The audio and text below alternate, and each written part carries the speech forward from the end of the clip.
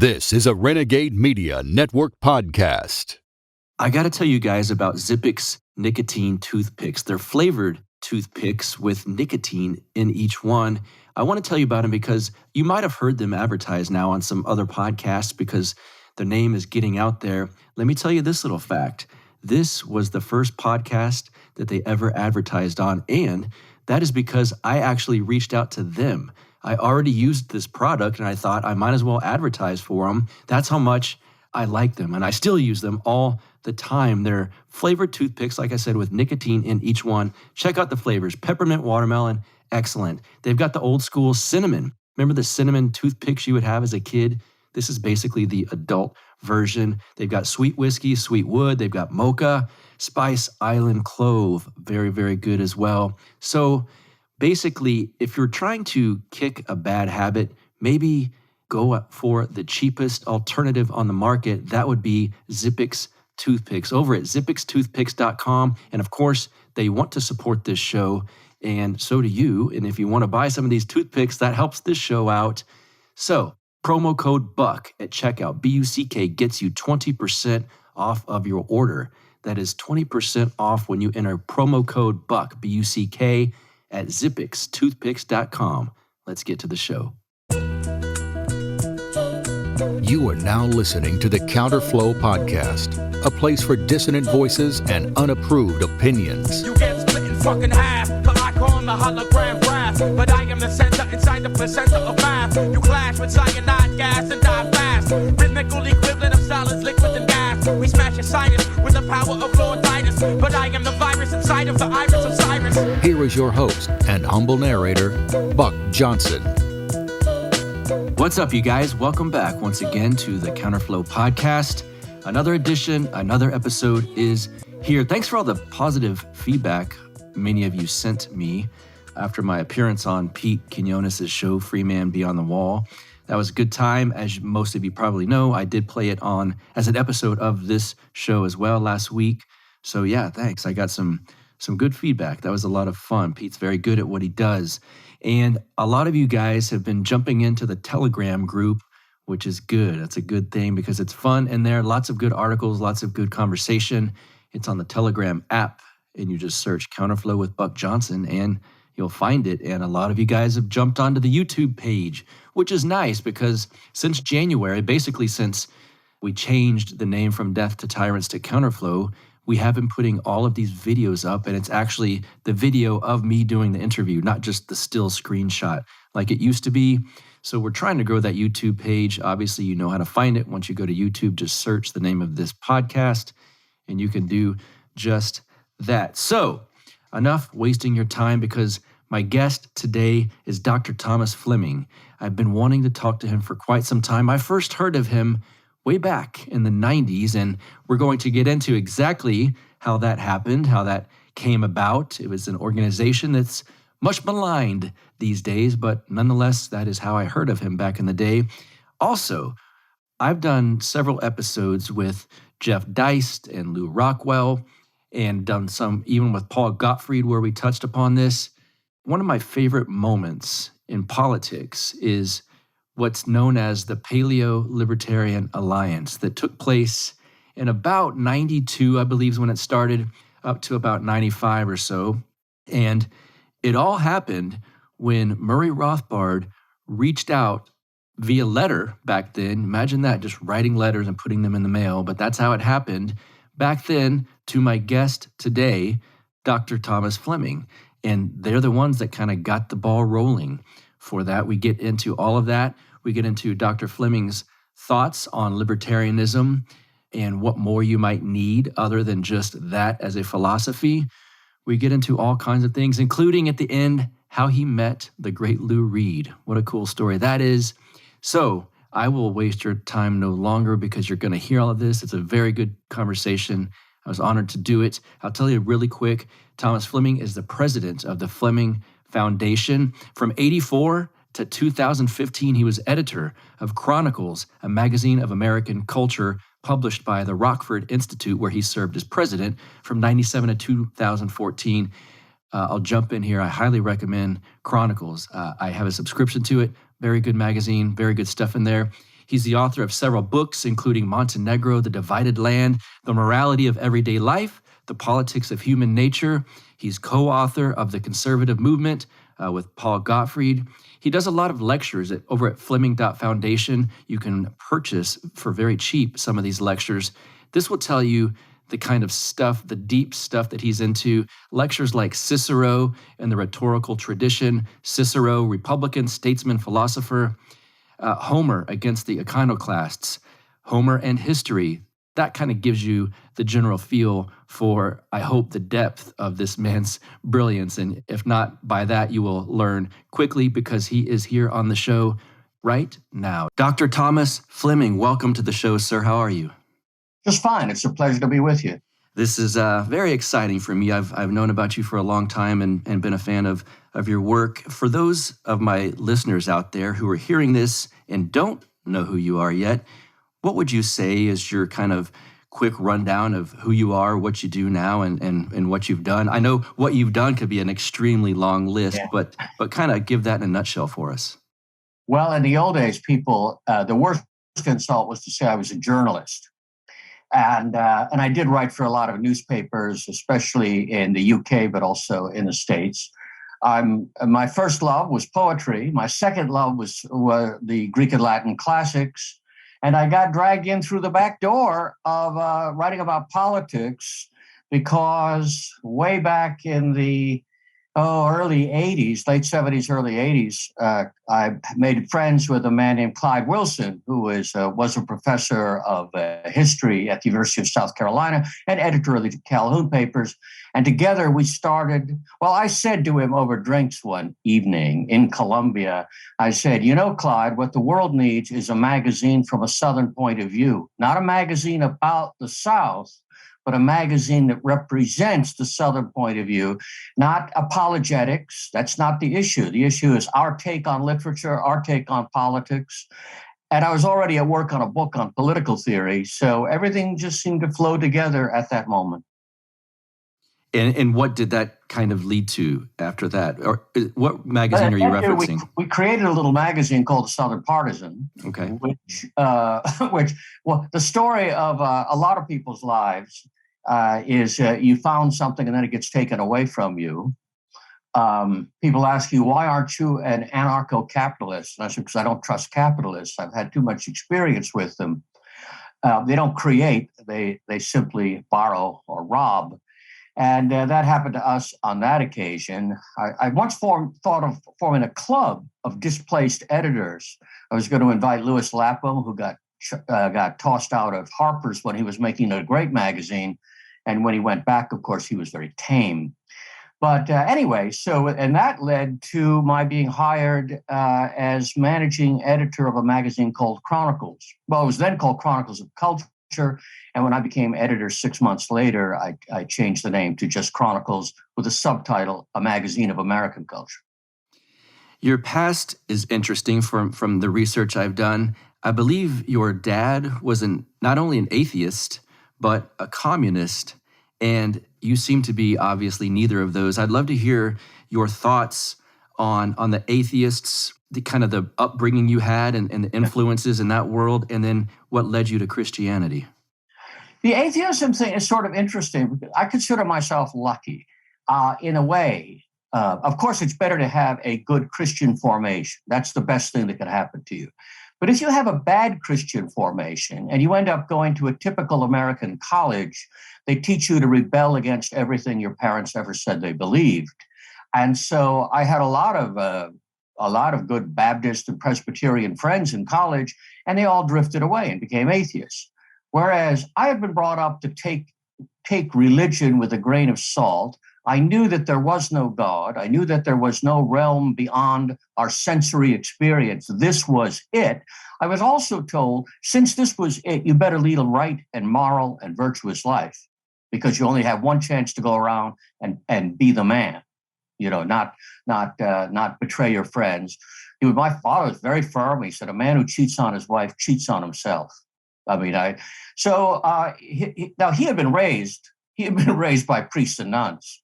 So, and he rebelled in his teens against the strict authority of the church he got slapped by a priest for smoking on the street. The trouble is, my father never put a cigarette in his mouth in his entire life. He was mistaken for somebody else. When I was 30, I said, so you let that shape your worldview? Well, it is sort of a lesson not to abuse authority, a lesson to policemen, a lesson to priests and ministers, teachers. But he was a very fine man. He was a great hunter, a great sportsman, a great shot. And he never ran down religion in the house. The closest he got was to say, religion is important for many people, not to me, you know. And so he was dismissive. We went to church. My mother would drag us to church, on Christmas and Easter. And my father's relatives would drag me to the Catholic Church when I visited them. And when we moved to South Carolina, that's a funny place to be an atheist in. You're either a Christian or a hypocrite. That's the range that's acceptable. And we started going to the Episcopal Church because, as my father, quoting some jokester, said, as an Episcopalian, you can believe just about anything. Isn't it strange how few of them do? Well, let's talk a little bit about the Southern culture that you mentioned, and you were in South Carolina. I first discovered you through an organization that at the time was called the Southern League, and some of my listeners may know now it's changed quite a bit. It's called the League of the South.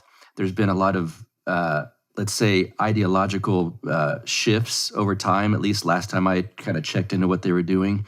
How did that come about in the early 90s, and what was that organization about at the time? Yeah. The founding meeting I was invited to, as were a number of scholars and writers of some prominence. Clyde Wilson was there, for example.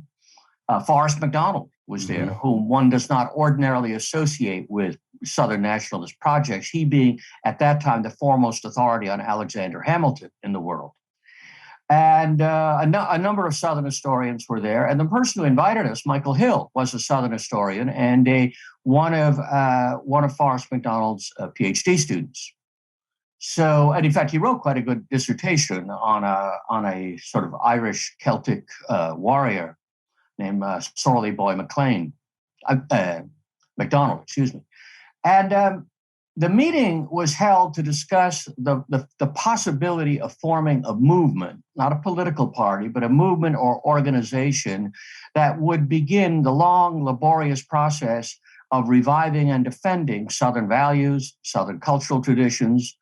And one of my roles at the meeting was that I had spent a lot of time with various secession groups or cultural breakaway groups in Europe, particularly the Lega Nord, which we call the Northern League in English, which I was the first person, English speaker, although I did all my work with them in Italian, but I was the first one from America or Britain to go and take them seriously, meet with the leaders. I had long meetings with Umberto Bossi, who emerged as one of a dominant political figure in Italy and in Europe. And so, I made the point that the Lega Nord was first a cultural movement to revive the culture of Northern Italy, to revive its literary traditions, its values of hard work and thrift. They're a little bit more like the Swiss than like some other Italians. I like all Italians, so I'm quite neutral. But their take on what it means to be a Lombard is that they are honorable people with self-discipline. And I said, and this is what we have to get together to do. Running political candidates would be stupid. And I said in one of my first talks to a league group that if we were to take over the South politically, who would our president be? William Jefferson Clinton. Who would our vice president be? Al Gore. And I just want to tell you, the Southern, you want Newt Gingrich representing you in Congress as he does now? Just about every major Southern political figure was a traitor to the traditions, not just of the South, but of the United States in general. And I said, we got to stay away from thinking about candidates and even political issues and concentrate on making sure that the next generation of Southern kids doesn't grow up hating the South or misunderstanding it. Because too many people today, when they say, well, I'm a proud Southerner, what they mean is they're a racist. Mm-hmm. That's not part really of the Southern tradition. When I moved to Charleston, one of the things that interested me very much immediately was that Charleston had no long history of racial segregation by neighborhood. Black people lived in the finest neighborhoods in those days because they lived in old slave houses or carriage houses right near the families who had once owned their ancestors. And when segregation came to Charleston County, it was largely suburbs built by Northerners who didn't want to live around Black people. Now, I'm not saying that, that there's no that there's no racial prejudice in the South or in the Southern tradition. I'm just saying it's not a defining characteristic. It's there for everybody to share. It's like original sin. We're all like that. Mm-hmm. Black people, white people, brown people, yellow people, we all prefer our own people, and we all therefore look down our nose on others.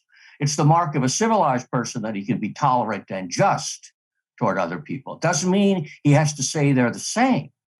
But anyway, all of this went flying out the window after a couple of years as they started forming the Southern Party and various other very, I thought, unwise attempts. I have never said a word in public or in writing or in any way critical of the League leadership because I think they were friends of mine then, and to the extent I meet them here and there, they're friends of mine now. I think they made mistakes, just as I've made lots of mistakes. But I think it's the mark of a traitor to speak ill of his friends when they fall on hard times.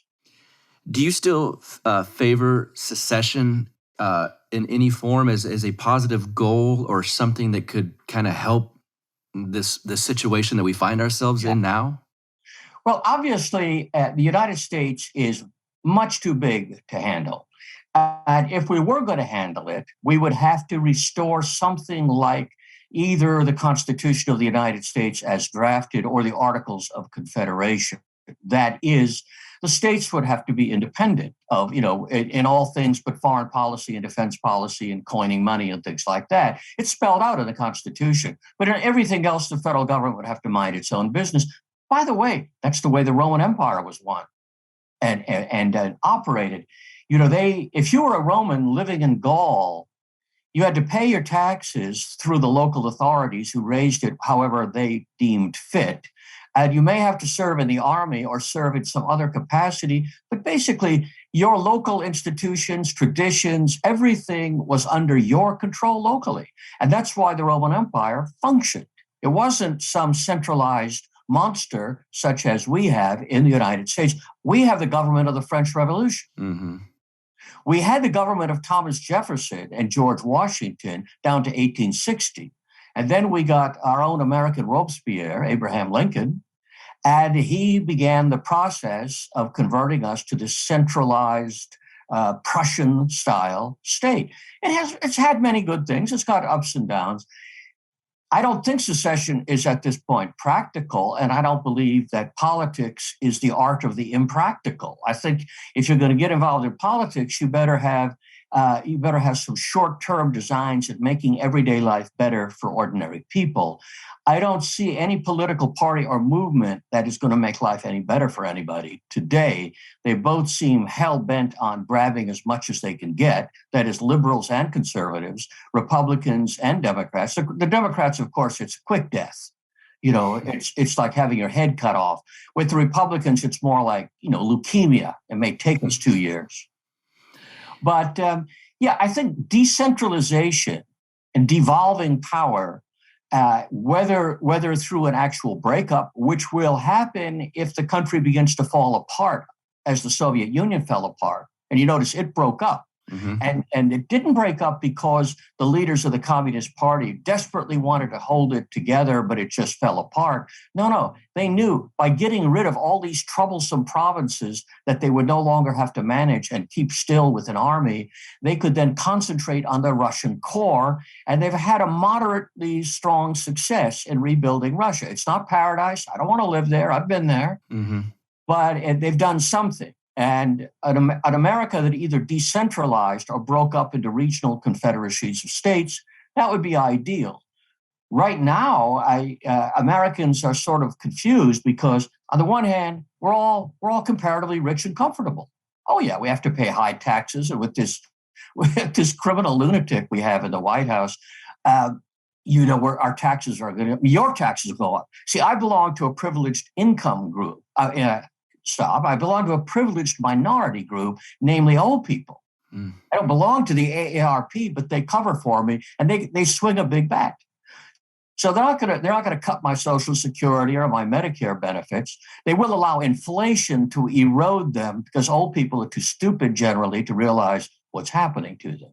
But if people your age are going to be facing high taxes, but even the worst that they're going to throw at you in your lifetime, you will still be better off in a material sense than most people in the history of the world. And you've got your TV, you've got your computer, you've got your iTunes, you've got prescription meds, you got legalized and low-cost marijuana, you got methamphetamines. They've given us the capacity to rot our brains to the point that we just don't care. And we're doing it. It's like abortion. We don't make people kill their babies. We degrade people to the point that they want to kill their babies. And so the healing in America is not going to be done by an edict from a president. It's not going to be done by Congress. It's not going to be done by an amendment to the Constitution. We have the government we deserve. We have the leaders we deserve because we are this kind of people. Hedonistic, lazy, selfish, childish, infantilistic. Now, if we start getting our act together, family by family, community by community, and probably it's not going to be so much geographical communities as communities of interest and loyalty and faith, such as the kind of people who are tuning into your website. Because these kind of small organizations, These are really the key to anything creative and vital going on in America. And maybe it's just virtual community. But I had an interesting request 2 days ago. A woman I've never met, don't know her at all, wrote me a note on Facebook and said, "Would you send my husband a letter on his birthday? I know." And I said, do I know your husband? No, but he feels he knows you because you're virtual friends on Facebook. Now, on the one hand, this sounds childish and ridiculous. On the other hand, I know her husband through Facebook. He's made wise and sensible responses. And the truth is that even though I detest Facebook and Twitter and all of them, the truth is that it is allowing some sensible people to realize they're not entirely alone. And that's where the revolution is really starting. It's in sort of human relations, not government relations. Can you talk a little bit about what you've called in terms of the endarkenment? And there's people that say we're in what some call the dim age, meaning a dark age with maybe a little bit of light to find somehow. What do you mean by the term endarkenment? Well, it's obvious to play on the Enlightenment, which was a period the Enlightenment emerged out of the Renaissance, and the problem begins with the Renaissance. Now, I'm not an enemy of the Renaissance. The rediscovery of Greek and Latin texts, Latin grammar, improvement of Latin grammar, the ability to read Greek, the introduction of very high human ideals into the world. This was a good thing in people like Petrarch and Boccaccio and Erasmus and frankly Luther and Thomas More. On the other hand, there was the other side in which there were a lot of wise guys who pretended to be philosophers, which they weren't, and who wanted to stand up to Christianity, both in its Catholic and Protestant forms that were emerging at the time. And it was essentially anti-Christianism. And this, by the time of the late 17th century, this was the dominant note in the culture of Europe. Not for the everyday guy going to work or working on his farm, but for French intellectuals like Montaigne or later on Voltaire and Rousseau. Hatred of Christianity. Voltaire used to sign his letters, in defiance of the consubstantial. That is, in defiance of Christ. They believe that maybe there is a clockmaker God in the universe, but it has nothing to do with Christianity. There's no personal salvation, and therefore there's no personal need to be moral, because they were all sexual liberationists. Now, this has been the dominant note in our culture since it was getting the upper hand in Shakespeare's day. And by the way, Shakespeare is very interesting as a writer because he's on our side, not on their side. And by the 18th century, the what you might call the left-wing revolutionaries were having everything their way, and it culminated in the French Revolution, which became the first time they actually ran a government. And from the French Revolution came all the other little revolutions, the political revolutions, the economic revolutions. Marxism is an outshoot of this. So is feminism, sexual liberation, animal rights, whatever it is. It's all come from this movement.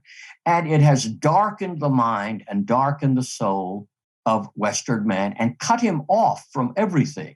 Most recently now, this attack we're hearing now, but the attack on the classical tradition, the attack on the humanities, the attack on the West, this has been going on very actively for 100 years, and people just haven't noticed. But now the attackers are running the schools, they're running the colleges, they're running the people. The greatest enemies of classics are people that used to be my colleagues who are in classics departments. They're the ones declaring, well, the reason we should study classics is to know what lousy, rotten people those Greeks and Romans were, how they oppressed women, how they hated minorities. So clearly, one of the ways back to sanity is to simply repudiate this tradition. And unfortunately, if you're a homeschooling parent or you're spending a lot of money for a private school, you say, well, let's read the great books. Well, 2/3 of the great books are evil. They're written by these people. You look at the Harvard 5-foot shelf or whatever. Oh, there are a lot of very good books, but a huge number of them are written by the enemy. And what we need certainly is a cultural revolution by which we go back and draw up our own list of the great books, which is, by the way, an older list. But there are more recent writers even in our time. There are writers, there are poets, novelists, philosophers, historians, and we need to expose our children to them. Instead, what we do is we turn our children loose in school and they receive the regime propaganda. And when they come home, they want to feel liberated. They watch TV, they listen to horrible music, they go to horrible movies made by people who hate their parents. And people will ask me, well, did you see the most recent Coen Brothers movie? I say, you're joking, right? I mean, are you trying to insult me? First of all, as a grown-up, I don't have to see moronically made movies. And secondly, as a Christian who is a little bit fed up with the way the world is going, I'm not paying money to my enemy. I want to tell you guys about the official coffee of the Counterflow podcast, and that is Lorenzotti Coffee over at lorenzotti.coffee. I don't really want to specifically tell you about them because I drink it every morning, because I love it, because it's directly imported from Italy.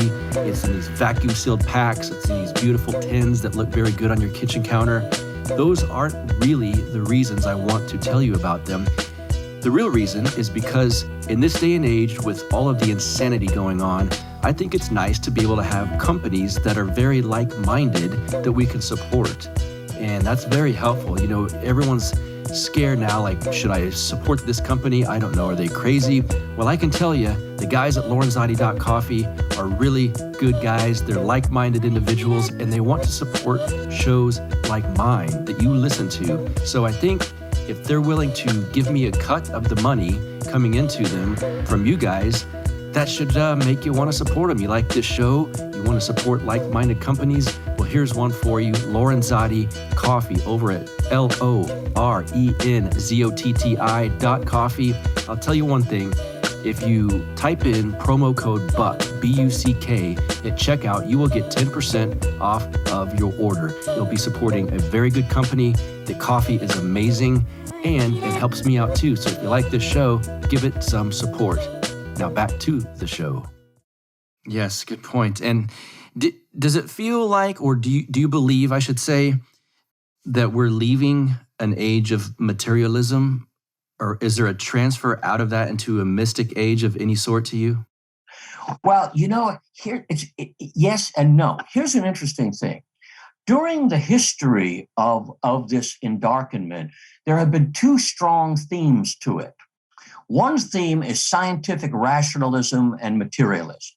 So Galileo, Bacon, Descartes, all of these great, the people who invented the techniques and ideology of modern science, Isaac Newton, reducing the world to number. There's no realm of the spirit. There's only matter and interacting in void. It goes all the way back to the philosophy of Epicurus. Interestingly, Karl Marx wrote his master's thesis on Epicurus, a very dominant thinker that nobody bothers to study, but he's really behind a lot of this. But at the same time, it was an upsurge of pseudo-Egyptian mysticism, the occult. The occult was riding high throughout the 17th century. And that's why a lot of Elizabethan playwrights make fun of it. And the very same people who were preaching science believed in things like the Rosicrucian Brotherhood, by which occult philosophers were someday rule the world through their secret brotherhood. This gave rise to the Freemasons, and especially to the more mystical occultist Freemasons. So simultaneously, the apostles of science, like Isaac Newton, are apostles of occultism. Most of what Newton wrote is not about mathematics and physics. It's about numerology and the Bible and alchemy. So what we're seeing today is that these same strands, we see them both, they sort of take turns being in the saddle. So we got hedonism and materialism on the one hand, and a belief that there's no spirit. But then when they reach out for something spiritual, they reach out to the builders of the pyramids, or they take mind-altering drugs which poison their brain, and they claim to have a mystical experience out of it. So that we see it both happening. There have been people who sort of saw this. One was, of course, Aldous Huxley in Brave New World. He saw the combination, and the other one of the great ones was, of course, some of the great master magicians of the early 20th century. Some of the leaders of occultism were also trained scientists and mathematicians. So we see constantly these things go hand in hand. Look at Carl Sagan. Back in the 70s and 80s and 90s, Carl Sagan was the guru of scientific rationalism. He had this program, Cosmos, in which they celebrate all the victories of science and how little we were, how little we understood. And, but then at the same time, after he would say, there are billions and billions of stars, and who knows in how many star systems there's intelligent life. He launched the whole search for extraterrestrial intelligence. He built this telescope to start communicating. And, our tax dollars, millions upon millions of dollars are spent by NASA, which is supposed to be defending the United States by taking over planets or whatever and arming them. NASA is devoting a huge part of its resources to, quote, the search for intelligent life in the universe. Well, they might start in Washington, D.C. if they really want to look. But the point, why? Why are we doing that? Well, for one reason, we're doing it because these people are nuts who really believe that there are the gods of the planets are out there waiting to come visit us. And two, because once we can prove that these gods exist out there, because as Sagan said, there is no God, but there are extraterrestrial beings who live forever and are infinitely wise and benevolent. It sort of sounds like God. But they have to destroy the incarnated Christ. They have to destroy the idea that God so loved the world that he sent his only begotten son. So simultaneously, they have to destroy or take over Christianity. They're doing it. It's easier just to take it over because the leaders of the Christian world today seem very easy to bribe. So either you take over or destroy while at the same time building their new paganism. It's all pretty funny, if you get old enough, you laugh mostly. But that seems to be the reality of what we're undergoing. Yeah, no, I could almost, it almost encapsulates the COVID narratives coming from the establishment, if you will. It's believe in science, and wear 2 masks, and that keeps these evil spirits away. It almost feels that same way. Why is it that the people who say believe in science are rarely, look at like Joe Biden, trust the science. He maybe had 9th grade general science sometime. And all these politicians, they all majored in journalism and law. None of them has studied science. When I was a kid, I was going to be a chemist. I actually studied science once, and my first book is so excessively scientific that everyone but biologists says it's boring. But I don't think it's boring, of course. But but I have paid serious attention to science my whole life. I don't consider science my enemy. Science. Unlike Joe Biden, I know that science is not a repository of truth. Mm-hmm. Science is a method of trying to get closer and closer to truth, which will always escape us at the end of the day.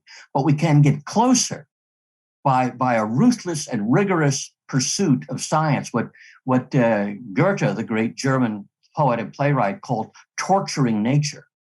By torturing nature, they have learned things, but it's a process. It's a way of life. It's not like pick up a book and read it. Well, look it up. There's the fact. Yeah, but that fact will change 2 years from now. Mm-hmm.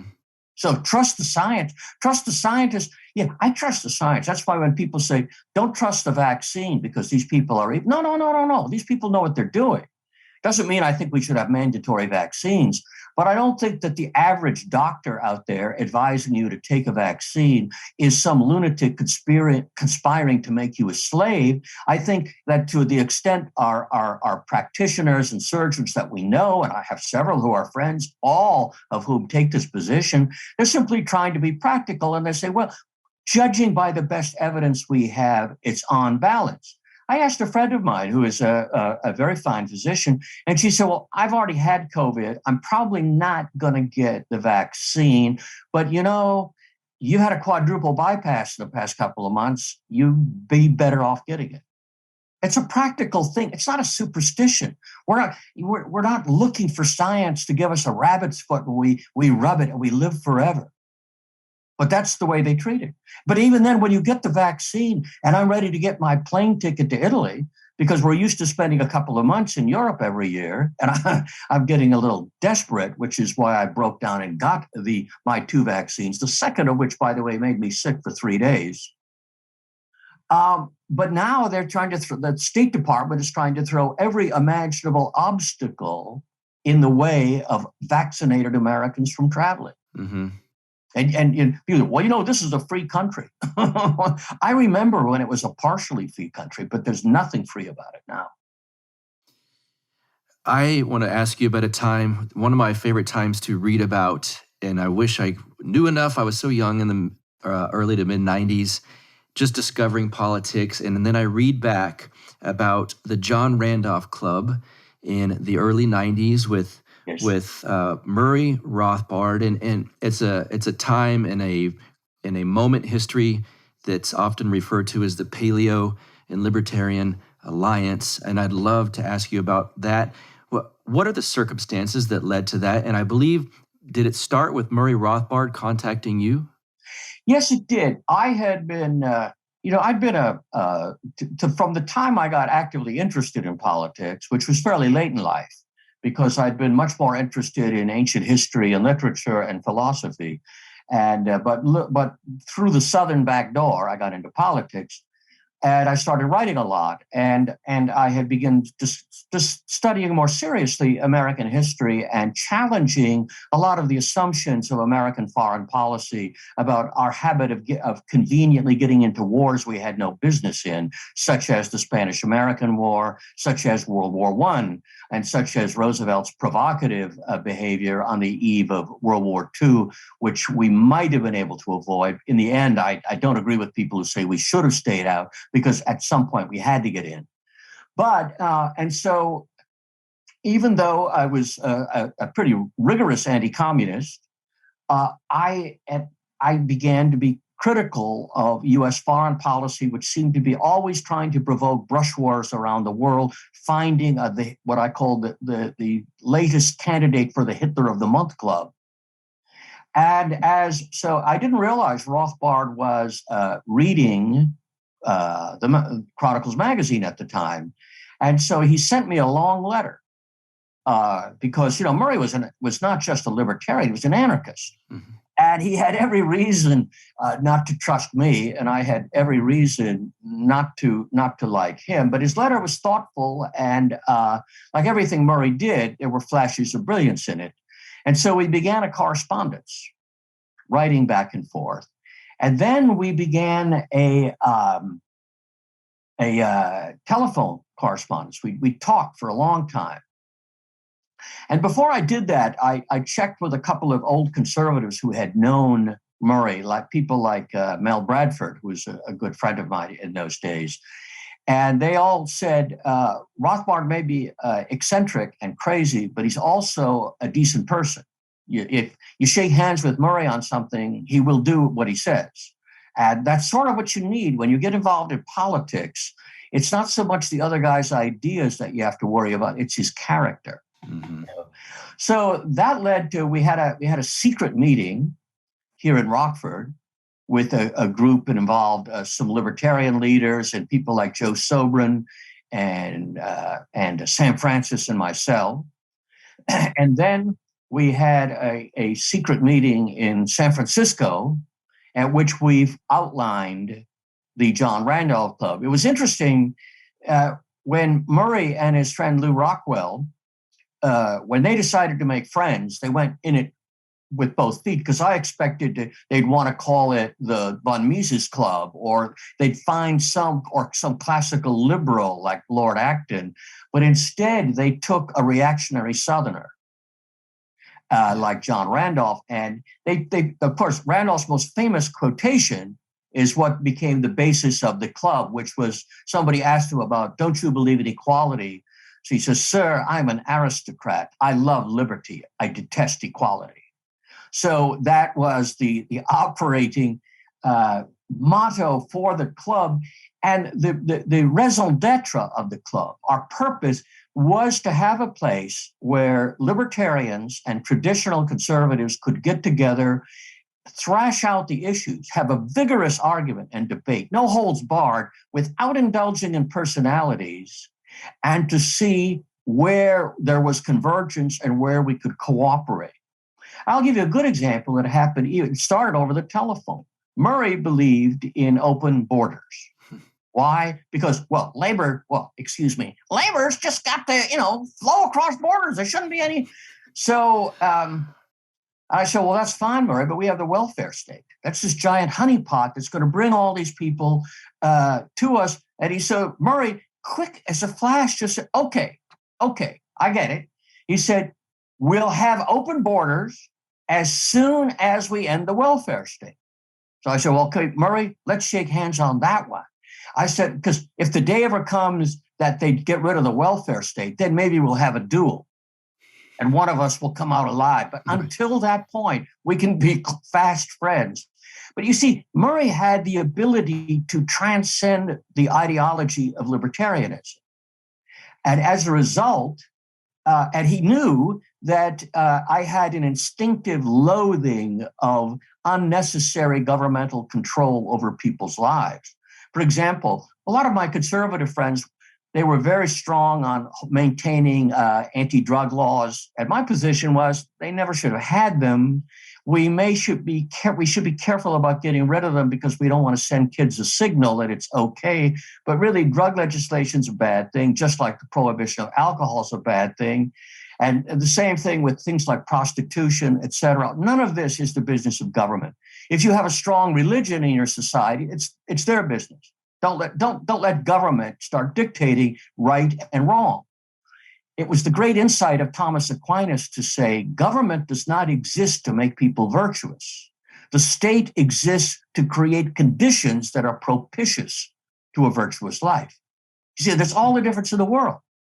If you want your little degenerate pleasures, there are parts of town you can go to.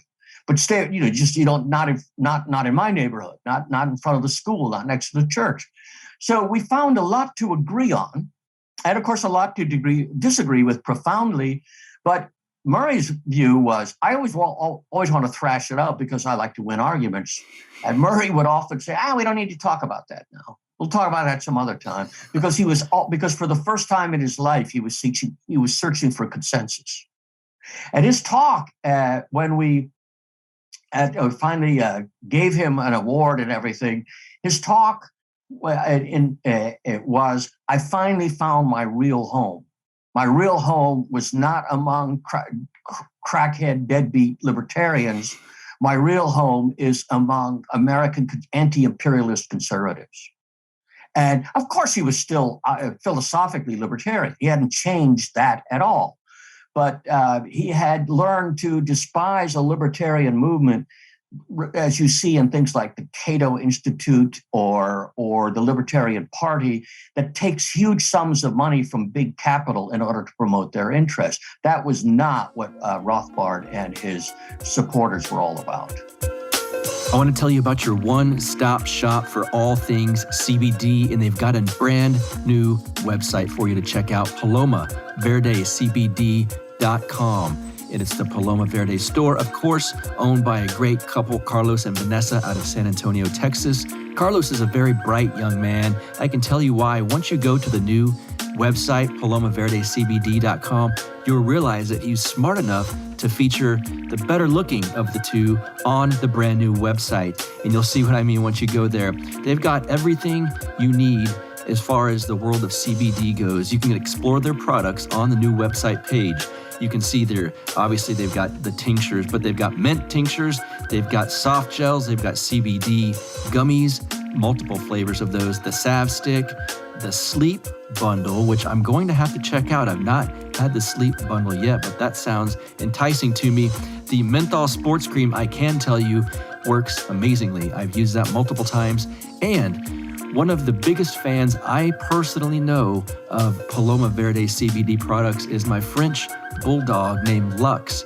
He's about 10 years old now, which in dog years makes him like 70 or something, right? He's old, and he gets around like a little old man with his back legs a little bit slower than they used to be, until we started putting the CBD pet products that they have at palomaverdecbd.com. We put it on his food every morning. They also have these dog treats that we give him, and it's amazing the job that the products have done for Lux, my French bulldog.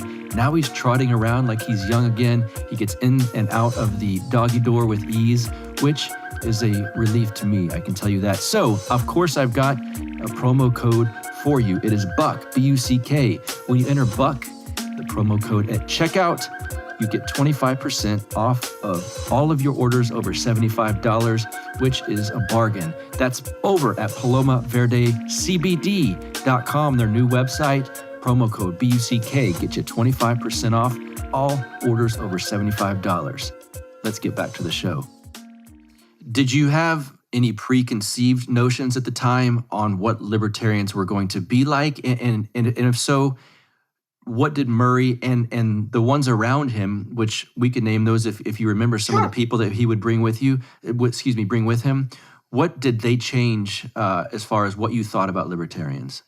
Well, I had known two kinds of libertarians up until that point. I'd known some Southern libertarians who, in my view, they were simply people who loved American traditions and found no other place to turn to. Some of them were Vietnam vets, and they looked at the Declaration of Independence, they looked at the Bill of Rights, and they said neither conservative nor liberal today, neither Republican nor Democrat supports those ideals, and so they drifted into the libertarian corner, and they would attend meetings and join groups, and they were essentially very good people, and I liked them and I respected them. I thought that their tradition was. The intellectual tradition of libertarianism is simply too thin. The fact is, it was invented somewhere between the end of the 18th and the early 19th century. I mean, we've had human beings thinking and writing on this earth for like 3,000 years. And the idea that somehow the real truth was only discovered, 100 years ago or 200 years ago, it's a little childish. Then, unfortunately, I also knew some Randians, and they were mentally disturbed people. I knew some, Murray had been a very close friend of Ayn Rand for a while, and in her circle. And they left because Ayn Rand told Murray's Christian wife to repudiate Christ. And when she wouldn't repudiate Christ, she said to Murray, repudiate Joey now. And Murray, according to people who were there, including Murray and his wife, he just looked at her, and his inimitable way, he said, we're getting out of here, Joey. That is crazy. As indeed she was, but she wasn't just crazy. She was venal, corrupt, and evil. So I dealt with libertarians here or there a lot, and like libertarian economists, I had great respect for, because as long as they stuck to their craft, they were doing very good work. But when somebody like Milton Friedman, who was a more or less libertarian, when he would reach out into ethical and political questions, he had no idea what he was talking about. His worldview was childish. And I found the same thing was even truer of Ludwig von Mises. Hayek was a little more serious. Hayek, as he grew older, became thoughtful and understood the limits of libertarian thought. It's an important strain of thinking that makes us who we are as Americans. That is, this dislike for centralized government, this dislike for an overregulated economy. And I think libertarianism is a healthy response. The trouble is that as you go a little deeper and think a little deeper, you realize it's a healthy but inadequate response to the evils under which we're living. Rothbard realized this near the end of his life. He didn't go in the direction of Hayek, of recognizing that there has to be something transcendent or liberty doesn't make sense. But he rooted himself in American traditions much more deeply than most libertarians. Of his disciples whom I knew, the most brilliant was probably Hans Hermann Hoppe, who genuinely has interesting, original ideas about what's wrong with democracy, and his arguments using time preference theory were quite valuable.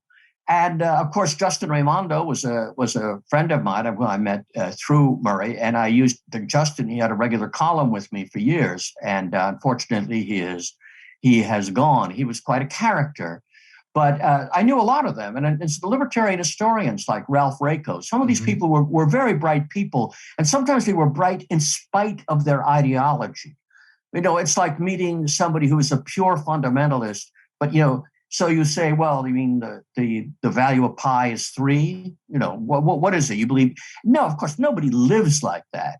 People usually have richer characters and richer lives than the belief system they think they subscribe to. And I always look at how people live as more important than what they say they believe.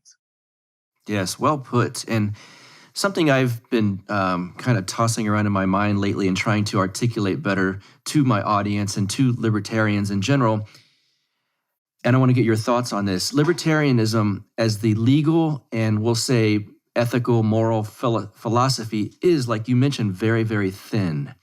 And you can't just pretend that's all there is. Most people need religion, culture, philosophy, other things besides just the non-aggression principle. And I think part of the problem over the years with libertarians, especially the Libertarian Party, is to say, no, we are neither left, we are not right. All we care about is liberty. And to me, that leaves a bit of a vacuum, a giant space in which leftism can creep in. Of course. Because they creep into the libertarians themselves.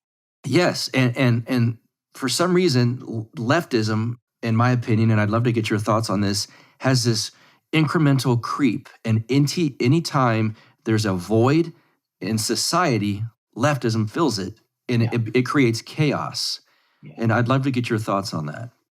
Well, first, remind me, because that'll be my second point. My first point is that the libertarian belief system is based on a fiction they invented called the individual. They take it for granted that there's such a thing as the individual. Well, how come the word wasn't invented in that sense until like the 18th century? The whole concept of the rootless, detached atom in a void individual, which they celebrate. No. David Hume, who was a very sound atheist philosopher, said, man born of woman is compelled to maintain society. Now, just think about that. Man born into a family, we're born completely dependent on our mother, and then dependent on our mother and father and siblings and neighbors. We grow until finally, maybe when we're 40, we take our place in society as some kind of equal. But by then, we are a husband and a father and a neighbor and a friend. All of these complex relations go into us, where they're all a part of us. But there's also a divine dimension. There's a God above us, and there's a nature below us, and we are a web. We are a web of these associations. And to pick just one thing and to say, well, he's a detached individualist, such a man. I mean, Aristotle said, a man who tries to rise above society must fall below it and become a beast. And that, unfortunately, is what happens to libertarians who, unless they have a good character that's been formed by a good background, a good family, and a good society. So when the libertarian a not especially well-formed human being becomes a libertarian, he says everything is open, everything is up to the individual. Well, then he looks around. What actually forms the character of people? Well, family, the church, friends, teachers, books you read, movies you watch, music you listen to. So the libertarian is watching Hollywood movies. He's listening to pop music. He's going to a state university. And basically, everything that doesn't concern his theory of individual liberty is pre-packaged and pre-digested, handed to him on a platter, pure revolutionary leftism, because that is our culture. Yes. And you are an eccentric or a freak. I can't get it across to people how things have changed so rapidly. I used to say things a good deal more extreme and less nuanced than I do today. And I could write articles in the Washington Post. I was a regular writer in the Spectator in London, which was among the most prestigious publications in the English language. My work was appearing everywhere. Now, I don't think somebody would publish a letter to the editor if it had my name on it. And it wouldn't matter what I said because now anybody who has ever had opinions such as I have entertained at things that were normative in the night for thousands of years, but now all of a sudden they're swept off the table. So the poor libertarian doesn't have any of the support systems of a religion, family. He doesn't believe in things like friends and neighbors. He actually doesn't think he has special obligations to these people. Now, fortunately, most libertarians are fairly decent people, and they don't live out their principles, which would mean they would cheat on their wives and abandon their children.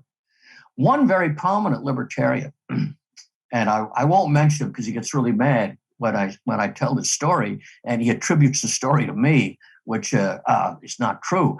I once told him that a prominent conservative was now describing himself no longer as a Catholic, but as a libertarian. This was Joe Sobran.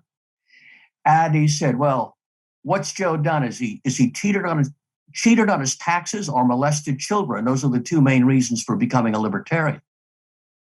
Wow. This is from one of the most prominent libertarians alive in the world today, because he knew. And people who have been around them long enough know that's what happens. It's often it's a cover for their weaknesses. But having said all those negative things, I have to say that I have voted libertarian on some occasions, not because I agree with their principles, but on the same grounds that I made an alliance with the Rothbardians. we've got a lot of work. We got a lot of rubble to clear up. We need to get rid of 90% of what government does in the United States. And if the libertarians, I don't care if they want to legalize pornography, because that's happening anyway. Where they can be useful is at least in showing some resistance to the authority of the regime. So I say, God bless these people. And many of they work hard. Not so much in the party; they're pretty wacky. I've known several of their presidential candidates, but I mean, your average rank and file libertarian is just a normal person, and this is the nearest thing to a philosophy he's ever been able to latch on to. But I always say I hold out hope for libertarians. A lot of people who are now readers of our website or used to read Chronicles started out as libertarians. They found it wanting, and then they grew a little bit, and they realized there's more to life. Didn't mean they became suddenly advocates of big government. They still hold their libertarian resistance to big government, but they understand there are deeper dimensions to life. Yes, that seems to be a trend that I'm trying to plant more seeds for, honestly. And a lot of good libertarians are figuring this stuff out. The Mises Institute, they're very good at this kind of thing. The questions of culture and bigger things than just the non-aggression principle.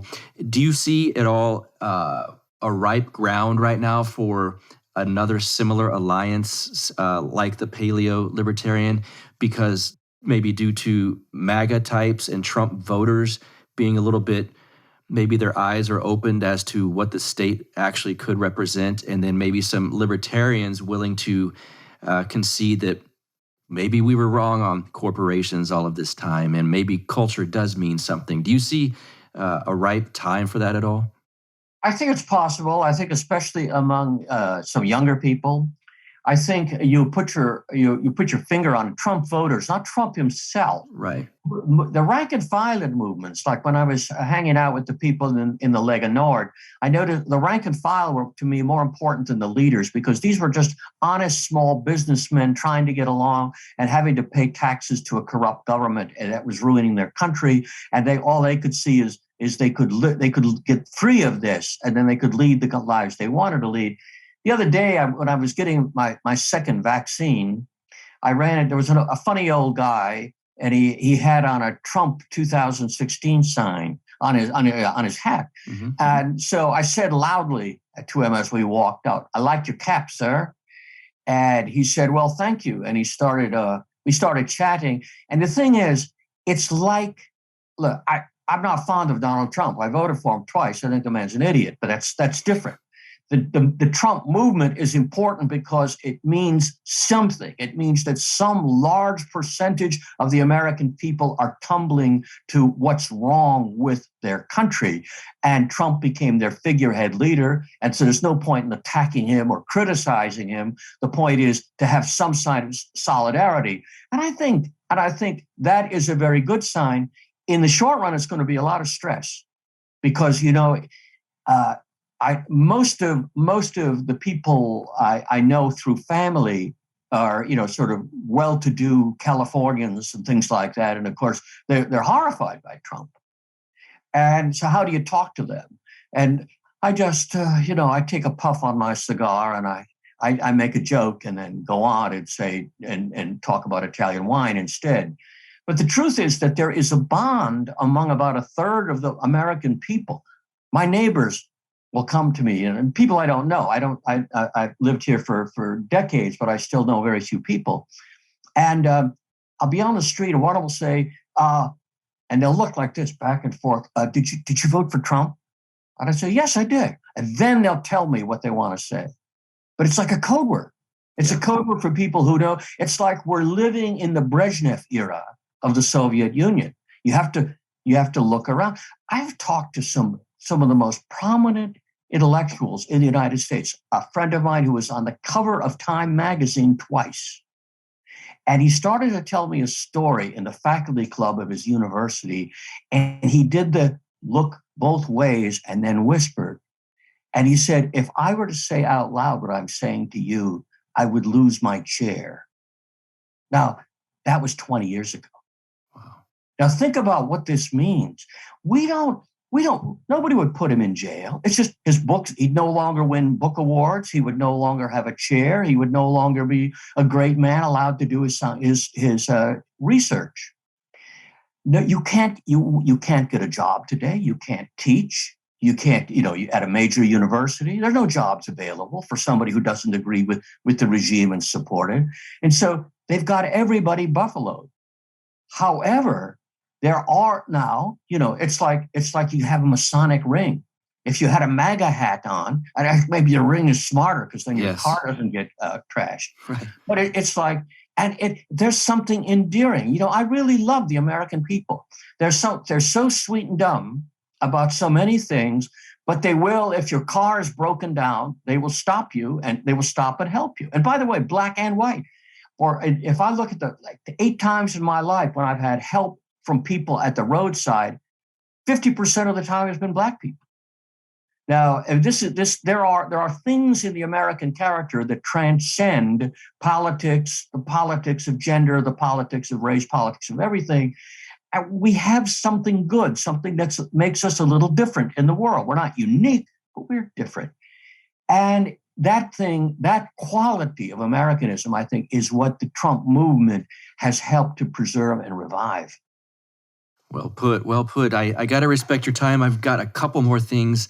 Sure. You're such a man of, a lot of stuff fascinates me with your past. And I heard you say on the Dissident Mama podcast, of all people, you knew Lou Reed.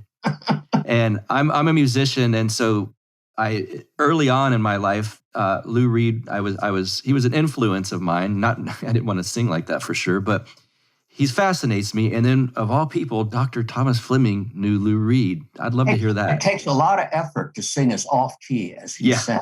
Yes. I mean, you can't just do that. I've tried. I can't do it. It's a somewhat of an exaggeration. I had a friend in college who loved the Velvet Underground. So I got the Velvet Underground first albums, and I was living in San Francisco. And, I'd spend the day waiting tables at a terrible restaurant, and then I'd go and read Greek and Latin on the roof of the hotel that I worked in. And then in the evening, I'd go out to rock and roll clubs, which seems crazy. And by the way, I'm deaf in my left ear today because of the Davies brothers cranking the sound up at a Kinks concert. But so I think I saw the Velvet Underground about 16 times.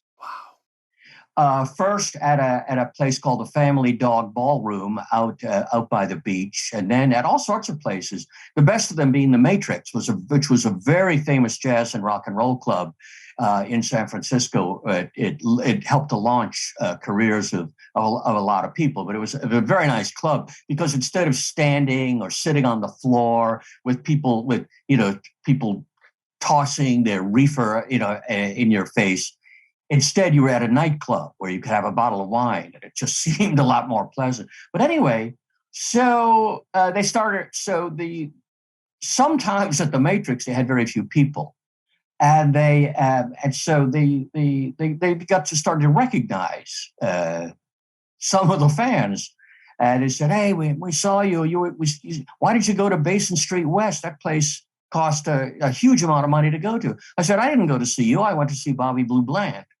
And who was on? Can you imagine a double bill? What a strange bill! Underground and Bobby Blue Bland, a really great blues singer, whom I had seen in South Carolina a couple of times. Really, his voice puts B.B. King to shame. Yes, and I still to this day listen to old Bobby Bland. Anyway, so we chatted here or there, and at one point, I remember I was backstage with them in the dressing room. We were talking about, Lou was a poet, so we talked about poetry. I was working on a poem at the time, which was a very, shall we say, morally ambivalent poem.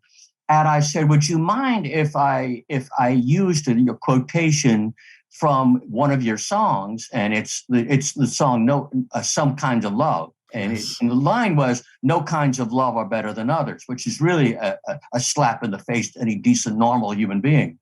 But it was a poem about a not decent, normal human being. But anyway, so we chatted. And so Yes, I knew Lou Reed in the sense so I knew to say hello. I knew we sat down and had some long conversations, but that was the extent of it. He was very affable and very courteous, very polite. You've got an amazing amount of books behind you, and I often get requests from listeners on, hey, what do you recommend? And of course, many times it might be just an up to the date on the newest whatever in our movement or whatnot. If you could recommend just a few books off the top of your head that you think are very important for someone who's just curious on anything out there, academics, intellectually, philosophically, what would you recommend? Well, that's a tough one. I could tell you writers who influenced me as I've had, for example, in my progress from atheism to Christianity, C.S. Lewis played a very important part, partly because of his imaginative science fiction novels in which moral and spiritual issues were put straight on the table, and then his more philosophical essays in books like The Problem of Pain or Miracles. And I think Lewis still speaks very strongly to American Christians. I think that the most important thing is for people to read books that have stood the test of time. You know, books come and go. Like one year the government was promoting Alan Bloom's Closing of the American Mind. The Department of Education bought up 10,000 copies, so it's a bestseller. Your tax dollars, again, at work. And a lot of these books that come out, they're flashes in the pan. Very few books published in the past 25 years will last 6 months. They're like celebrity autobiographies as told to somebody. By the way, some of these autobiographies are terribly written, like Hillary Clinton's. You think she could afford a better writer. But so read, start with the old books and don't be trying to look for fast answers. For example, people will say, well, what's a good book on the history of the ancient world? And I'll say, why don't you start reading Herodotus? Herodotus is the first of the ancient historians. Start with that. Of course, what you could do, and now comes the shameless plug, you could go to Fleming.Foundation, which is our website, and a lot of it is free. Some of it is a fee-pay site, because the one thing I learned from libertarians is make them pay. The workman is worthy of his hire. God bless Murray and Lou for teaching me that one. Otherwise, I was around with my begging bowl asking rich people for money, and then they get to tell you what to do. So, and on the website, we have a section called the autodidact. That is the man who teaches himself. And so we have the autodidacts reading lists, starting with the books for children, starting with a lot of it is very just titles. Some of it, though, has paragraphs and connections to lectures and podcasts. Half of our website is devoted, in fact, to helping persons, to helping their families, or helping private schools in educating themselves, because if you expect you're going to get a teacher to educate you, you're wrong. The ball is in your court, but we're here to help. Excellent. I'm going to link to all of that in the show notes page for this episode. Drink of choice. What's your favorite drink these days? Well, I drink martinis and Italian red wine. Excellent. Especially Umbrian wine. If you can get a bottle of the wine of Montefalco, that is it's one of the greatest wines, and it's hardly been discovered in the American market. It's a wine that should be going for $150 a bottle in America, and you could still get some of it for like $25. My goodness. Cigar of choice? Well, I love avos, which were created by an Armenian musician named Avo.